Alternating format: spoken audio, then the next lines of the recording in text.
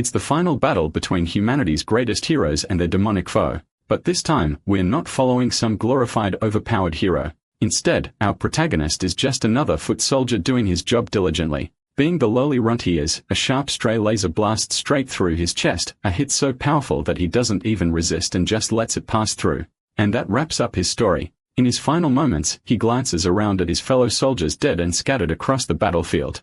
As for the so-called greatest heroes, well, they are locked in an intense clash against humanity's arch-nemesis, the Liquidator. Among the heroes are 4 brave warriors, each with unique traits and flashy powers.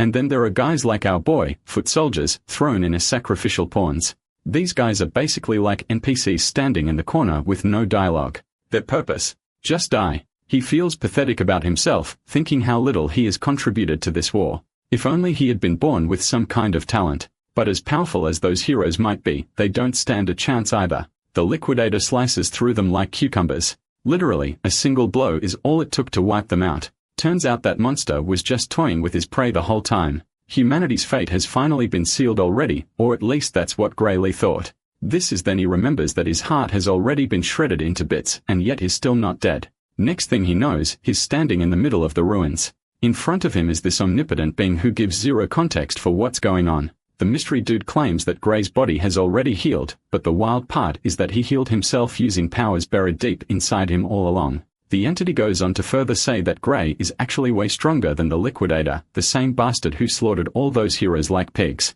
However, he's not sure if Gray can even handle that power. So for now, the entity lends our boy a portion of his own power, just enough to take down the Liquidator. Back in the real world, Gray's sword is instantly surrounded by mysterious energy gifted by the all-powerful being. Without wasting time, he puts this energy to the test to see if it's the real deal or just hot air. Turns out this power packs a serious punch, so much so that the Liquidator actually commends Gray for his strength. But it's still not enough. As Gray goes in for another strike, bam! He's sliced in half like the rest. Blood gushes from his bisected body as the Liquidator, weirdly enough, praises him again. He's the first person to push the Liquidator far enough that he had to go all out, but the Liquidator is in for another surprise. Gray isn't done yet. That blackish energy is fueling him. The lower half of his body, which was gone a second ago, has now reformed, made entirely of dark energy. Bro is going full Black Clover mode with that massive sword of his. It's a sight to behold, to think that someone could actually make the Liquidator waver. The enemy sees no other option other than to throw up a honeycomb shield to guard his sorry self.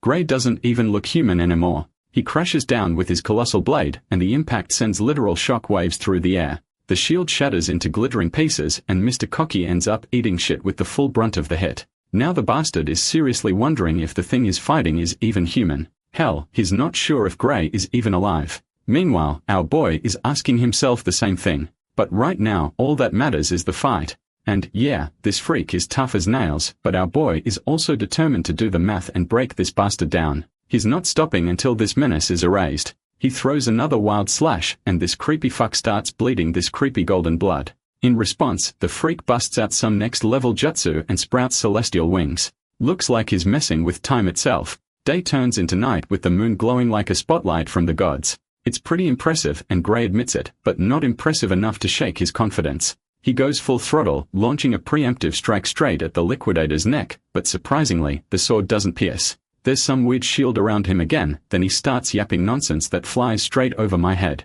Apparently, within this plane of true dusk, nothing can hurt him, or at least that's what this bastard claims. He tells Gray to look up at the sky to see just how deep in shit he really is. Well, our boy looks up out of curiosity and sees a blinding star-like thing glowing with insane intensity. Then boom, that thing crashes down like a damn meteor and obliterates Gray from existence. The Liquidator stands victorious, staring down at the crater left behind. But, thankfully, that mysterious entity from earlier shows up again just in time to rewind everything and send our boy back into the past with an only mission, which is to save the world. By the way, that mystery man's name is Kronos. Apparently, he and the Liquidator have some kind of history, but no one is telling us what kind. So, anyway, cut back to our boy who opens his eyes in a peaceful green neighborhood right after his regression.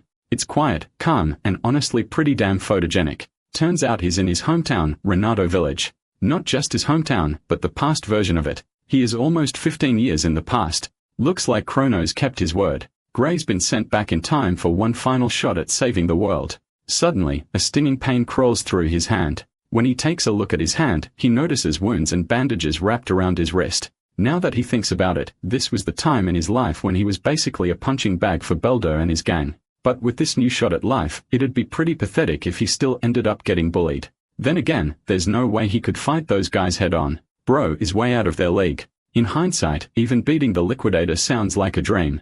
Anyway, he's gotta figure out how to deal with these bullies, or he's doomed to relive the same suffering all over again. Seems like bro can't catch a break, or can he? He just so happens to stumble across the same assholes he's been dreading the most.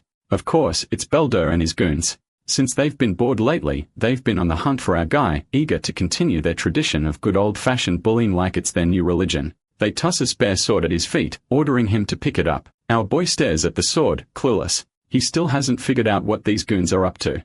After all, it's been 15 years, so memories are a bit hazy. Belder, meanwhile, assumes Gray is pretending to be clueless on purpose, so he is kind enough to remind him about their usual mock battles. Hearing that, Gray quickly tries to brush these pests off by pointing to his injured hand. He's grateful for the invite, but, unfortunately, he can't join because the injury hasn't healed yet. But it looks like bro can't shake these hobos unless he picks up the sword and fights. They even assure him the swords are totally blunt, so there's barely any chance of getting hurt. Gray, however, can't shake the feeling that injury is still possible. No matter how blunt the blade, it's still a lump of iron. One wrong hit in the wrong spot could book your one-way ticket to heaven. Well, he's got a point. One gentle tap on the balls and you'll be doubled over on the ground in unbearable pain. But these guys don't seem to get the logic behind Gray's words. Belder takes his stance ready to strike. He hates hearing no from Gray, so he charges at him like a raging bull to start the duel. Gray was given time to grab the sword, but it's up, and Belder is already charging at him. Our boy finds it ridiculous that this dude calls it a mock battle while charging like he's pissed off at his own mother. That's when Gray remembers something a former military doctor told him. The reason his swordsmanship never improved was because of an injury he sustained as a kid. Now that he thinks about it, maybe this is the injury that changed his life forever and forced him to live like a runt. Belder comes crashing down with his blade, but Gray blows away and dodges the strike. Seriously, though, even Gray himself is shocked that he managed to dodge it. Belder's face meanwhile tightens in annoyance at seeing such impressive agility. He throws another strike, which my guy dodges again, then a quick strike aimed at his feet is also easily avoided. The bastard's trying hard to tag our boy. He's like a bloodthirsty man on a mission, determined to take his opponent down. But Gray slips through like a ninja on cocaine. At first, Gray thought Belder was just slow, but then he realizes that it's not the Belder who has gotten slow.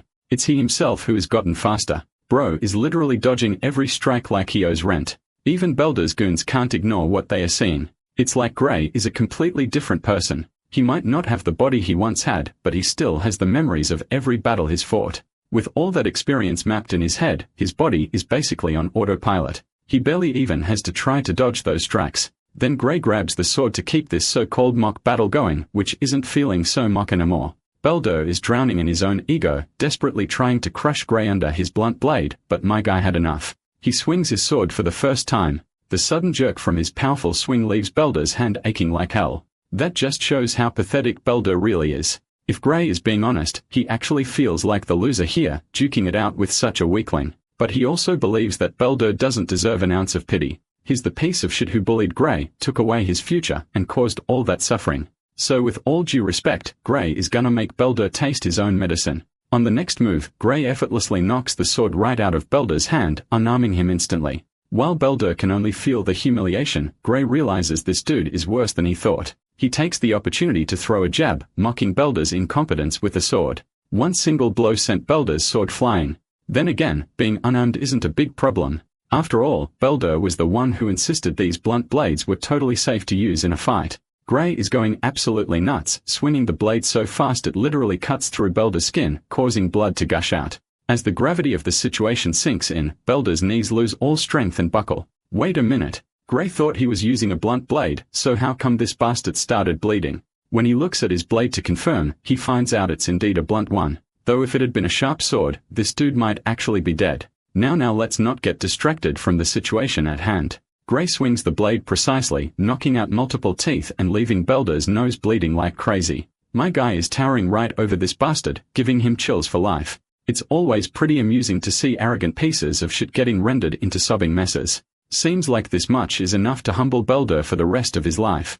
Oh well, looks like I spoke too soon. This bastard still hasn't learned his lesson. He orders his goons to get our boy and whip his ass until he's a total mess. The goons hesitate to step forward for obvious reasons. They literally just saw their boss get beaten like a pathetic dog, so it makes no sense to succumb to the same fate even though they have the power to avoid it. One of the guys suggests they attack in unison to overwhelm Gray. The trio quickly leaps into action, surrounding our boy from every direction. Gray, however, is nonchalant as ever. If these guys desperately want their death wish granted, my guy is more than ready. Everyone leaps at him intending to finish him right here. At first, Gray had an ounce of sympathy for these hobos and had decided to spare them, but it looks like they won't stop until they learn their lesson. So he gives these gutter goblins what they truly deserve. Not long after, their faces are swollen like a baboon's backside after an unforgiving face massage. Once again, Gray finds it ridiculous that these crying emojis in human form used to be his worst nightmare. He recalls this group is currently students of Saria's swordsmanship dojo. Belder admits they are students of that dojo, though they haven't been visiting lately since these soggy biscuits believed they were already powerful enough. Well, that's pretty low standards for someone who's supposed to be strong enough. Not that Gray expects much from the dojo itself. He shows interest in joining the dojo, so he wants these goons to act as his referral. Belder refuses to fulfill the request. After all, he can't imagine the consequences once his master finds out he pathetically got his ass handed to him. Gray knows exactly how to deal with these guys. He merely swings his sword around to intimidate these suckers, hinting at the worst that could happen if they don't listen. Funnily enough, this little threat works wonders. Belder is not only humbled, but that beatdown gave him the speed of a cheetah. He literally speeds down the road to reach the dojo as soon as possible, even leaving his friends behind. A while later, they enter the town. As they walk, Belder expresses his curiosity why Gray is interested in joining a dojo. Turns out this dojo has a recommendation slot for the academy. Our boy doesn't have to say more since he's sure Belder is mature enough to understand what his main goal is. One of the guys wonders why Gray even feels the need to join an academy when he's already powerful enough. Little do these bitches know, my guy doesn't set the bar that low. He's got his own definition of enough. He vividly remembers the day all of humanity's heroes got slaughtered like pigs in the blink of an eye, and that was supposed to be the world's strongest lineup. Forget the heroes. Even he couldn't scratch that bastard with all the mysterious power he had. Only God knows how much power will be enough to defeat that bastard. Though he wasn't completely hopeless back then, the moment he got those badass dark powers, he felt like an omnipotent being that could destroy anything. The thing that held him back was a lack of swordsmanship skills. He had been relying on a few tricks he learned from the Sword Saint. If only he had spent more time training in swordsmanship, just like the Sword Saint did, he's pretty sure he could have turned the tide of the battle single-handedly. This is likely why Kronos sent him here to grind his ass off until he's worthy to wield that dark mysterious power again. A while later, we meet the master those goons were talking about. The group is getting an earful for picking a fight with a random civilian. And what's worse, all they got after challenging that civilian was a humiliating defeat. This intimidating woman is swordsmanship dojo instructor, Syria. Belder tries to clarify they weren't actually trying to bully anyone. It was just a mere mock battle. The poor bastard ends up taking a devastating blow for his lies, a hit hard enough that he'd be on the moon with this one-way ticket. His goons are shivering in terror, wishing they could just survive this day. Nothing to be afraid of, guys. The stunt she just pulled was a little lesson she wanted to teach these fools. If they call beating up someone unarmed a mock battle, then what she did also counts as a mock battle. She points her sword right over Belder's ugly face and expels him out of the dojo immediately. Not only him, but his goons are joining him too. With that, those pathetic goons take their pathetic loser leader and walk out pathetically. She immediately twirls around, sits on her feet, and apologizes to her new recruit on behalf of her former students who caused him a lot of trouble. My guy brushes off the apology. Back to business. She's heard he wants a recommendation to the academy, to which my guy affirms it. Since Belder and his second-rate team caused him a lot of trouble, she's willing to write a letter of recommendation for him. Though before doing that, she wants him to prove his worth. Both contestants stand against each other, wooden swords in hand. Being the senior, she generously gives him the opportunity to strike first, and thus the exchange of blows begins. They move so fast that literally all they leave behind are trails of silhouettes from their fearsome strikes. All the while, Saria does her job, which is to assess our boy's capabilities. She can tell his swordsmanship is quite practical for his age. It's as if he's been through countless battles before. Now it makes sense why those bozos got their butts handed to them by a single person. His style is mostly self-taught, but every so often, his sword play looks similar to what's taught at the academy. This likely means someone probably taught him, though his technique is still rough. One thing's for sure, though. He's got a lot of raw talent begging to be tapped and harnessed to its fullest. She's basically found a diamond in the rough. Now that she's assessed him, she decides to end the duel with the last blow she's about to deliver.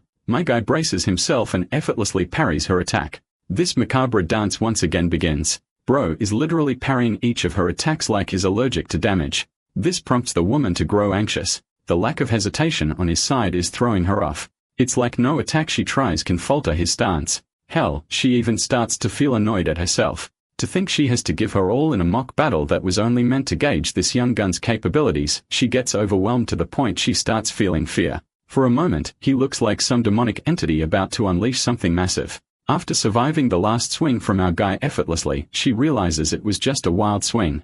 After that crazy swing, Gray starts to feel tired and his energy level drops. The woman sees him sulking and mistakes it for a weakness in his defense. So she lunges like a feisty cat, only to find herself checkmated right on the spot. Virgil's daughter from another universe is at a loss for words. Right as she thought she had found the winning move and was ready to strike our boy down, the tables flipped on her. The broken wooden sword hits the ground while Gray finds himself stumped. For a second there, he found his way back to the same dark power he received in his battle against the Liquidator. The fact that he used a hint of that same power now means that he still has access to his abilities even after regressing into the past. But then it happens. An agonizing drawback engulfs his body in so much pain that he drops to his knees. He can't even hold himself to stand while Saria is alarmed by his condition and wants to help. Even after using a fraction of his power, Gray realizes that his current body is unable to exhibit his abilities. Still, he musters the determination to stand on his feet again despite his body quivering. After telling her that is okay, Gray finds himself lost in his thoughts, realizing he can hardly stand, which emphasizes just how efficient he's going to have to be with his abilities. Oh, he's also thinking about revealing the information about his power to the experienced swordmaster in front of him. Saria just looks at him dead lost and confused. Meanwhile, our boy assesses the situation with a clear head and concludes that he shouldn't tell anyone about what happened. After all, who would ever believe his ridiculous story? And it's also not like he can control his dark powers at will to demonstrate what he means. Bearing that in mind, he comes up with an innocent excuse that he simply overexerted himself. But to the swordmaster, she doesn't believe him for a damn second, thinking how ridiculous he's sounding with that excuse. There's just no way for him to have sliced her wooden sword when they were fighting with dull weapons in the first place. She's shown to be clever to the point she understands that Gray is hiding something from her. Virgil's daughter points what's left of her sword towards our boy, causing Gray to inquire if something's the issue. Clearly, from the way he is handling his reaction, she understands that he doesn't want to talk about anything for now. Instead of challenging him on it, she respects his decision and asks about his initial interest in getting a recommendation to the academy. Our boy confirms this, sharing that he heard she could help him with that. Saria doesn't deny it either. She emphasizes that with just her authority, she can help him get a recommendation to the Royal Academy of Swordsmanship, the best educational institution their kingdom has to offer. At the same time, surprisingly, she shares no interest in recommending him to attend that institution, adding that Gray is an unfit person for the academy. Her cold words stabbed him sharper than any blade. Gray starts beating himself inside, doubting his abilities and admitting that he's too weak. His final attack was the only remarkable thing he'd done in that battle. But wait. Saria's not finished talking. She continues her thoughts, arguing that instead of going to the Royal Academy, the kid should instead head to the World Union Academy instead. What a plot twist that is. The revelation hits him harder than Truck-kun hitting his Isekai victims. Though the Royal Academy is their country's finest, the World Union Academy is the best in the entire world. The institution is deemed the pinnacle of sword mastery. Gray's at a loss for words because this same Magic Academy is responsible for producing the strongest battle squad, including the likes of the Sword Saint Amy. He immediately confronts Saria, questioning if he's even qualified to attend a prestigious institution like that. Funnily enough, the girl destroys his expectations, pointing out that as he is right now, there's not a shot in hell that is getting through the door. The Swordmaster knows that even Gray is wary of his shortcomings, especially when it comes to his pathetic state of a body right now. When it comes to the Royal Academy, the kid might be able to pull off a miracle because of his sword skills alone, but that's just not the case for the World Union Academy. So yeah, dude's fucked if he doesn't train his ass off. Even Saria is astonished. The kid has miraculous talent in his swordplay, and yet he's got a stickman of a body. Doubt is starting to creep in, genuinely making Gray worry about the monstrous opponents he'll have to face against in the World Union Academy. It's not exactly a walk in the park, and with his current body, that's out of the question anyway. Seeing his sorrowful state, Saria points out how he's quick to give up even though there are 9 whole months until the Academy's entrance exam. Again, being underconfident in his abilities, Gray thinks that even that time won't be enough for him. Despite her effort in trying to encourage him, even Saria agrees that it's too little of a time, but even then, she offers him a chance. The Swordmaster wants him to trust her for the 9 months to come because during this time, she's going to make him suffer through hell and back. Yeah. Something tells me she's gonna hire David Goggins and make this guy run 3 ultramarathons and do 6,000 pull-ups. Anyway, Gray admits that though he doesn't want to suffer, he doesn't have any other choice. Declaring himself ready, he hopes that the Swordmaster will take good care of him. Saria takes a liking to his forward determination. At first, you guys probably think it's a good sign that they are starting off on a positive note, but the atmosphere immediately switches to total fear as Virgil's daughter officially announces the beginning of his hellish training. Gray's agonizing trials began. He trained like Goku and honestly ate like him too. She really is putting him through a bulking phase. He also had to deal with some questionable food, but his teacher was unrelenting and put him through everything. Their sword duels continued the same, the goal of which was to hone his techniques. And then 8 months passed just like that. Congratulations to Gray for earning his shredded body after enduring that long training. Even Saria is out here admiring his physique. Now that they've come to this, she's got nothing in her arsenal left to offer him. He's ready to go out into the real world now. But her easygoing attitude confuses Gray because there's still an entire month left until the entrance exam. Virgil's daughter reminds our boy that he's going to be spending a lot of time traveling to get to the location of the entrance exam.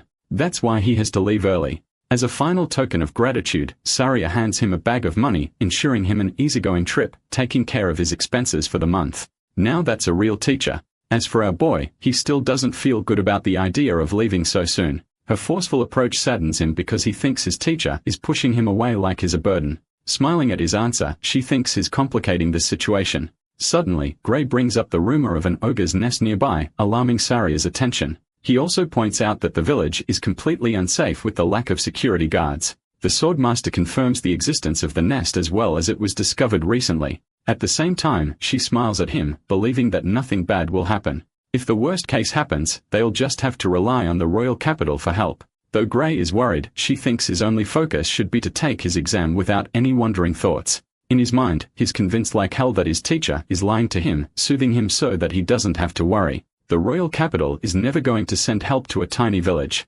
And when the village is raided and destroyed by the ogres, it will inevitably result in Saria's brutal death. In his original life, he learned that she died taking on the battle alone. Anyway, he doesn't tell her any of this and just accepts the situation, thanking his teacher for helping him out all this time. Gray plans to leave right away, earning Saria's smile. She and her 2 big personalities are rooting for him to pass.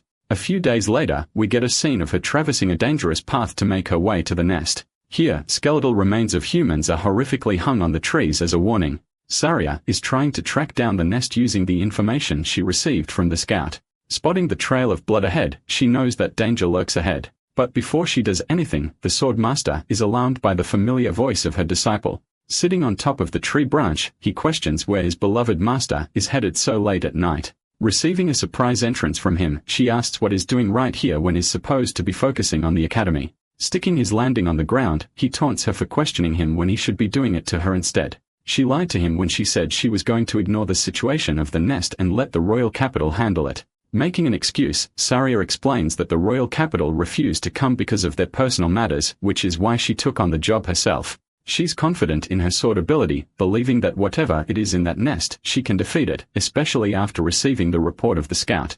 Saria reveals that her opponent is gonna be an elite ogre, and henchman monsters range about roughly 50 creatures apart from the boss. She knows fighting off the monsters will be tough because of their numbers, but it's not stopping her from going. By the way, even Gray admits that an elite ogre isn't strong, at least not enough to defeat a woman of her caliber. However, the thing about the ogres is that their unique advantage comes to their brains and overwhelming numbers. With so many of them in that nest, Saria is definitely going to die if they manage to surround and overwhelm her. Apart from that, our boy knows one thing with absolute confidence. Because of his knowledge of his previous life, letting Saria take on the mission alone is like sending her to her death. And in the end, the village will also be destroyed with no protector left.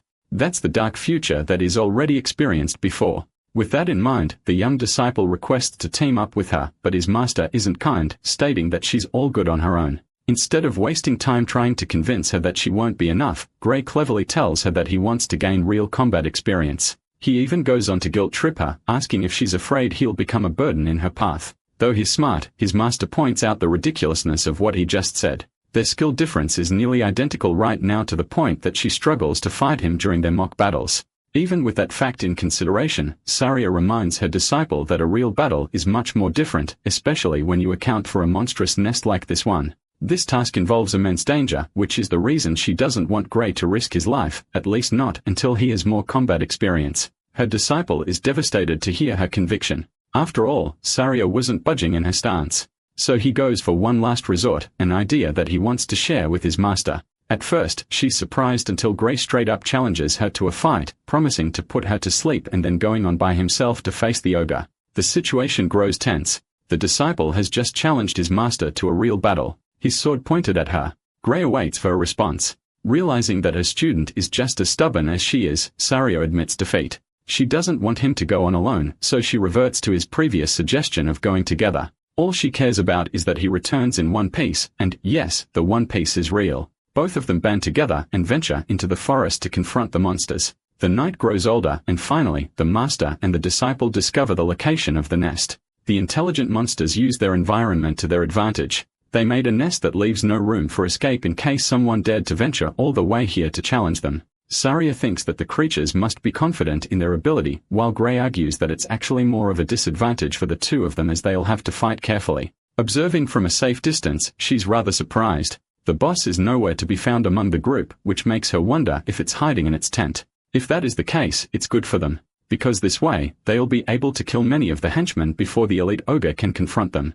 To discuss battle strategy, Saria instructs her student to target the monsters from one side while she's going to cover the other side. Executing the plan right away, both of them bolt into action with their swords in hand. The showdown begins. Before the monsters are even capable of comprehending the situation, the majestic Saria is already on top of them, executing a clean headshot, making a football of the creature's head as it flops to the ground. With the first monster down, the rest of them grumble and roar at each other in their language. The entire group is enraged and goes right into murder mode, preparing their weapons to kill the intruders. But it doesn't matter, as our boy is going beast mode with the way he's slaughtering the horde. This guy is a one-man army, cross-cutting multiple monsters all at once. The elegant Saria is all the same, showing off her impressive skills that she learned from Papa Virgil. The two of them are unstoppable. Gray and Saria perfectly cover each other's backs. Within the span of a few minutes, every single monster in sight is reduced to a body count for them. By the way, she's actually pretty impressed by Gray's unflinching determination in a real battle. He's never been more ready, warning his master to stay on her guard too. Here's the thing, though. Something about the situation is giving him a bad feeling. This fight has been too easy for them, way too easy, in fact. Because if this is the level that Saria had to face, then she could have defeated all of them by herself even without his help. And that brings him to a state of unease because whatever is resting inside the tent, it's going to be much more terrifying than anything they've faced so far. Speaking of which, the creature's menacing pair of eyes beam through the dark tent, glaring at him from afar. The second Gray comes in contact with the creature's eyes, he shudders in shock. Despite his strength, he cowers and tells his master that they have to leave immediately. Even Saria doesn't get what's gotten into him all of a sudden. Without explaining anything, he roars at her to run with so much fear in his voice that Saria doesn't question him. She simply follows his instructions and bolts right after him. As they're running along, you might be thinking that they'll escape. But no, because their terrifying opponent literally leaps over from the skies with a massive vertical. Gray is terrified when the monster plants his feet into the ground, confronting the daring humans. Saria's expression changes to shock, pointing out how the boss monster has personally come to them for a battle. But then Gray drops a bombshell that no one even expected. This isn't the boss monster at all. Right as is about to reveal the location of the real boss, a monstrous voice roars at them from behind. This provocative roar unleashes another horde of creatures to chase after them. The thrilling noise is deafening for Saria, but for the ogres it has converted them into battle-hungry maniacs. Saria shivers in fear, failing to comprehend her own senses. There's a creature more terrifying, more brooding than an elite ogre, and it's commanding the entire group. Finally, Gray reveals that they are up against an ogre general. He's the real boss of the monster nest. I have to remind you guys, they are literally sandwiched right now. On one side, there's the elite ogre blocking their escape. Going back isn't an option either because a large horde awaits them along with the real boss of the nest. Saria expresses her shock, fully knowing that they can't face a monster like this even at their level. Their only chance at victory is to kill the elite ogre in front of them to escape. So she does exactly that by charging at the beast and clashing her weapon against his. Determined to win this battle, she exploits an opening and connects a sharp cut against the creature's body. Blood spurts out of the cut. And while normally this is supposed to be a good sign, her worries only worsen when she notices that the wound is healing again. Meanwhile, our boy is clashing against dozens of monsters all on his own, sharing his knowledge of the Ogre General's abilities. Apparently, its roar significantly boosts the strength and recovery speed of the monsters. Basically, they are up against an elite ogre on steroids. Defeating even a normal one is so difficult right now that even Gray is having a hard time. Slashing one of the monsters, he tells Saria to cover his back. He instructs her to just delay the battle for a while longer, which makes her question what kind of miraculous strategies he's got planned. To that, our boy shares that in a situation like this, they've only got one objective in sight, and that is to kill the ugliest of them all, the bastard who's hiding behind his horde. The fight for survival begins as Gray clashes his sword against one of the monsters, reflecting his annoyance at getting surrounded and flanked. He deflects the slash and finds another raging monster aiming at him. He's cutting past the enemies, focusing on making a clear path in front of him so that he can get to his objective. In carelessness, however, he uses so much strength that it literally shatters his blade. This is genuinely troublesome because now he's left without the one weapon he's confident in. He dodges the enhanced ogre's downward slash and prioritizes his attention to drawing out his spare sword. Yeah, that's the smartest main character I've seen in a while. Carrying a second sword means being prepared. Anyway, Gray is worried that his blade won't hold up for long. Coming to his rescue, his master tosses her spare sword towards him, allowing him yet another chance at victory. With both spare swords in his hand, he has a better fighting chance. But still, even this won't be enough to kill every single one of these monsters. There's just too much friction in getting to the Ogre General while at the same time defeating its minions. Trusting his abilities, this man goes batshit crazy, unleashing a super speed slash across his enemies. His forward momentum is broken when one of the ogres tries to attack him. Luckily, he dodges and then quickly blocks the attack. The fight is fatiguing him, but he still made significant progress dealing with the monsters in front of him. The Ogre General feels threatened and decides to unleash a second monstrous roar. To Gray's horror, the strengthened creatures have just received yet another boost in strength. This guy is not having a good time as is struggling even more now having to deal with them. Gray realizes that the Ogre General is intelligent enough to see through his strategy. Now that it knows what the human is trying to do, the Ogre General keeps on roaring to provoke his minions to fight. Blocking one of the strikes, Gray pushes past the monsters to bolt right ahead. A horde of monsters is ready to welcome him. Instead of facing off every single one, he efficiently cuts through the ones that are directly in his way, but even that leaves him with scratches and injuries all over his body. The bloodbath is wearing him down as he struggles to race past their endless barrage of attacks. Letting his guard down, he gets tackled by one of the ogres and pinned into place. Things seem to be looking really bad for him because the ogres have him right where they wanted. Luckily, since they are so enraged, they've lost the sense to cooperate because one of them slashes through one of its own kind without thinking. Gray internalizes that their strategy is to probably weaken his swords. While he's lost in thought, a Gigachad ogre loads a powerful fist to crush his head.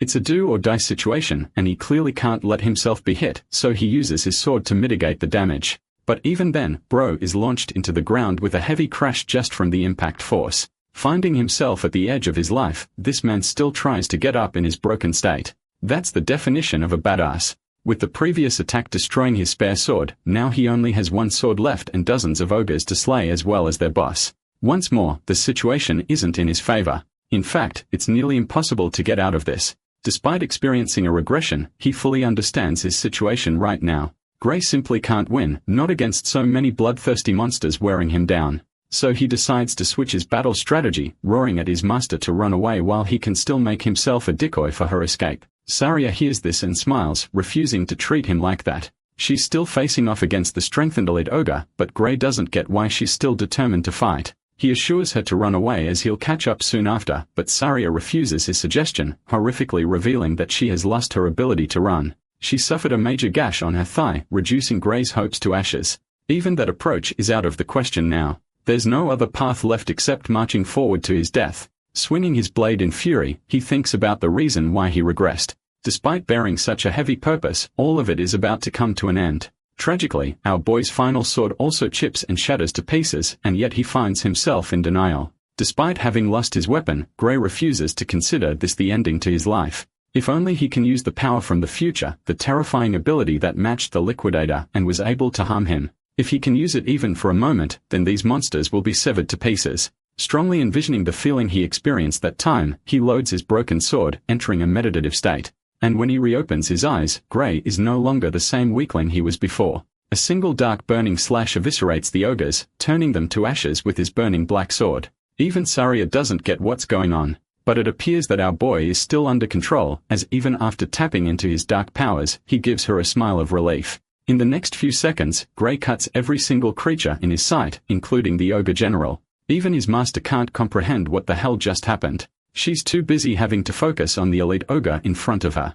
But now that the Ogre General is killed, the strengthening abilities seem to have worn off. Saria understands that now she can easily kill the beast as it no longer has any capabilities to regenerate. Using a Walmart version of Judgment Cut End, she cuts the creature down, declaring that the elite ogre is nothing without its master. They won at last. Both of them managed to stand against all the odds and won the fight. Despite having miraculously pummeled through an entire horde of ogres, Gray still apologizes for breaking her sword. Saria tells him that it's nothing compared to saving her life in exchange. She collects the sword and wants to confront him for the technique he pulled at the end. But before she can finish her sentence, our boy flops to the ground, knocked fully unconscious because of the after effects, leaving his master to shout his name in concern. The perspective cuts to the inner mind of Gray. He questions his surroundings and spots nothing but a chained floating door in front of him. He's confused until the door releases the same kind of dark energy that he uses through his ability. A sudden realization dawns over him. This is his very own power. He wonders what would happen if he manages to break the door open. After all, he could obtain the power and make it his own. Determined to try, he marches forth. But the moment he takes his first step, a deathly sensation looms over his body, frightening the ever-living soul out of him, and that's only after taking one step. Gray is so struck with fear as he retreats his way back. He doesn't have all the answers regarding the source of his power, but one thing has been made very clear to him just now. If he dares to provoke the use of his powers in his current state, there's no doubt in hell that he'll die. And that's not just a light claim because the feeling is so horrific that it drives him to tears. From the void, a voice creeps in his mind, commending him for his decision just now. Before Gray can process it any further, he wakes up in a panicking state in his bed. His master's right beside him, glad that he's finally awake. Worried, he asks where he's at. She explains that she brought him to the village's infirmary as fast as she could. This dude was actually knocked out for 5 whole days, and I'm so glad that the author didn't say 3 days like all the other stories.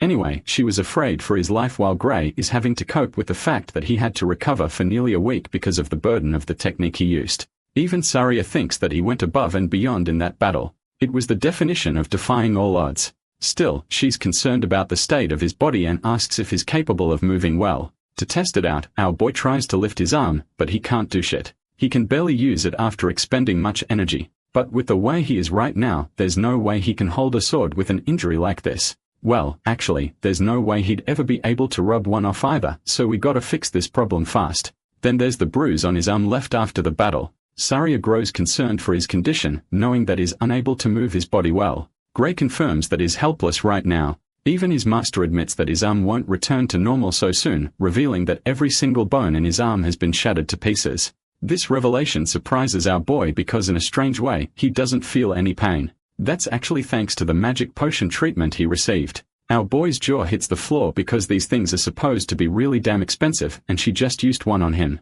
Saria explains that it's nothing to worry about as the village chief personally rewarded them with it. The kid can't believe what he's hearing. He doesn't even know the village chief personally, and has received a magic potion at his expense. Saria thinks he's dense for being unable to understand his situation, so she puts it in bold words. Gray is officially the savior and the hero of the village. Before he can grapple with what she just said, the village chief barges in to greet the boy, thanking him for everything he did. To point out the greatness of his feat, the village chief reminds the kid that an ogre general is so strong that it takes an entire town to fight against even one. That kind of creature threatened their village, and yet one boy was able to pummel his way through, carving a path and killing the monster, ensuring the village's safety. For that, the village chief is grateful. It's thanks to the valiant efforts of the boy and his master that their lives are no longer threatened. Unable to accept all the credit, Gray argues that they are exaggerating what he did, but the village chief thinks that it's him who is undermining what he did. Thinking about it for a moment, Gray reflects on the outcome. He thinks that maybe the village chief's words are right.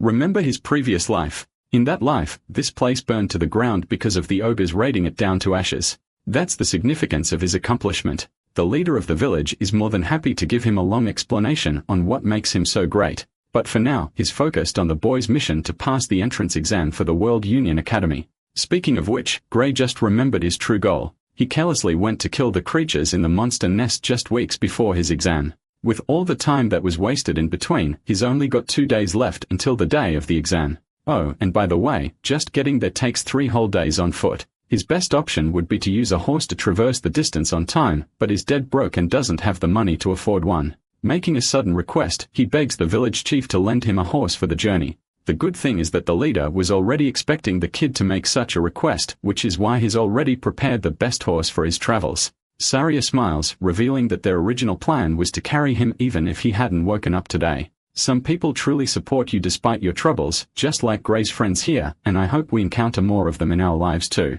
Gray exits the infirmary only to find the entire village roaring the boy's name and rooting for his exam. They want him to do his best and they are not afraid of thanking him for what he did. The villagers even support him with a bag of money. Everyone donated bit by bit so that he can apply for the entrance exam and support himself at the academy. The boy is eternally grateful for the villagers who showed him so much love with their support. He also jokingly states that it's gonna be really embarrassing if he fails and comes back. But Saria is absurdly confident in her student, emphasizing that the applicants applying for the entrance exam aren't capable of beating an ogre general all on their own. But that's not the only concern. The boy is worried about his arm as it's still messed up, and there's no telling when it will heal. To that, his master argues that he should make use of his left arm in the meantime. Even though his left arm is fully functioning, it's just that he's more used to his right. But his teacher thinks with his skill level, it won't matter. Gray shares his concerns, stating that the level of the entrance exam may be overwhelming for him to the point one arm will hinder him. But even then, Saria understands that the teachers or the examiners at the academy have a sharp eye.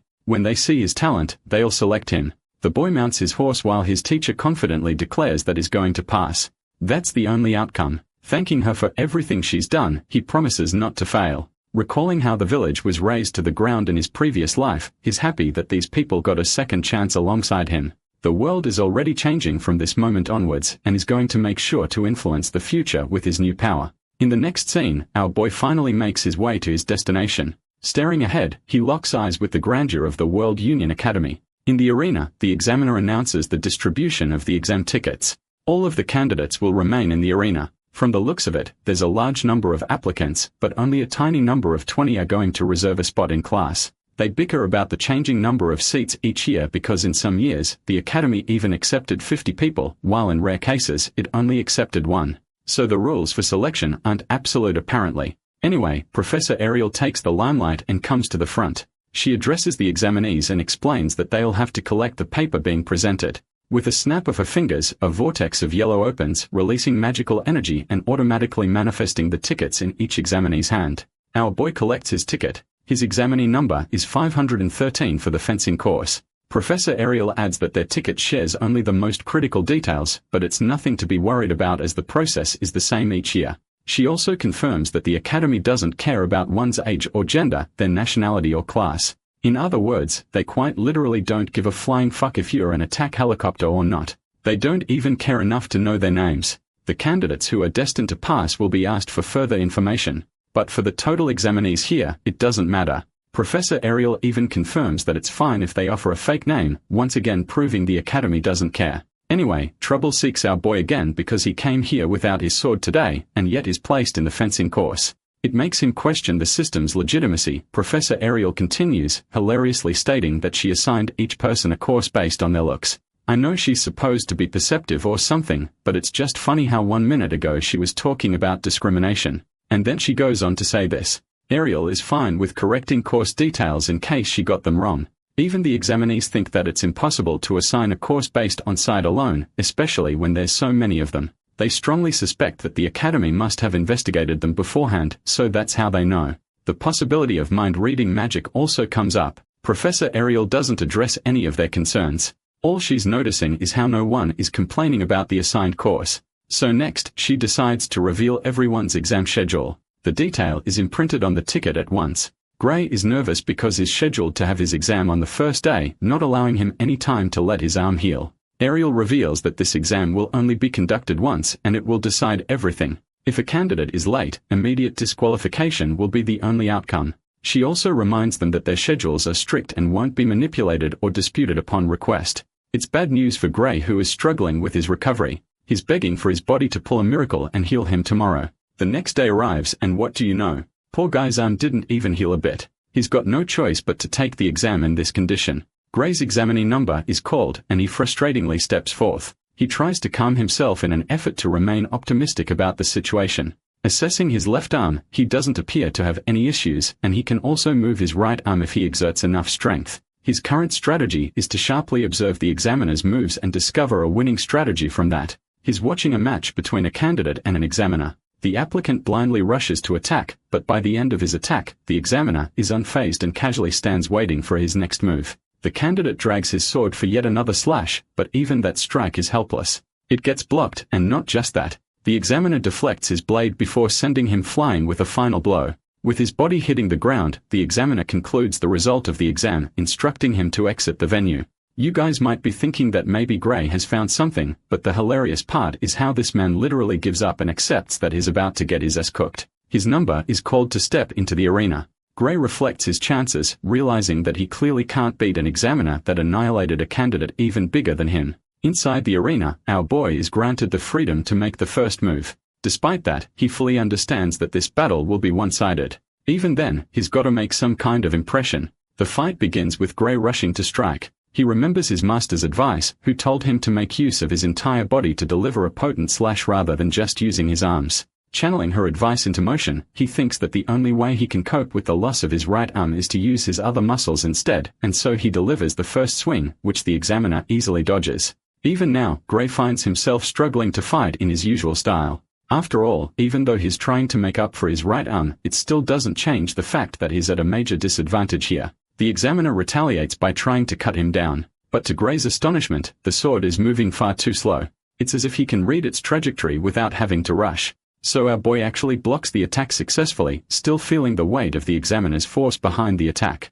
At the same time, he judges that the examiner's technique isn't as refined as Saria. So if he can just focus on the techniques he learned from her, there's a chance he may be able to exploit an opportunity and carve an opening. With that strategy in mind, Gray rushes in full force in an effort to overwhelm the instructor. And the instructor is actually being pushed back. His speed is his own demise. Gray finds himself becoming confident, realizing that he can easily take down this examiner. The words of his master flash through his mind again. Their blades clash once more, but Gray overwhelms his opponent with a full deflect, ready to finish the battle with his new confidence.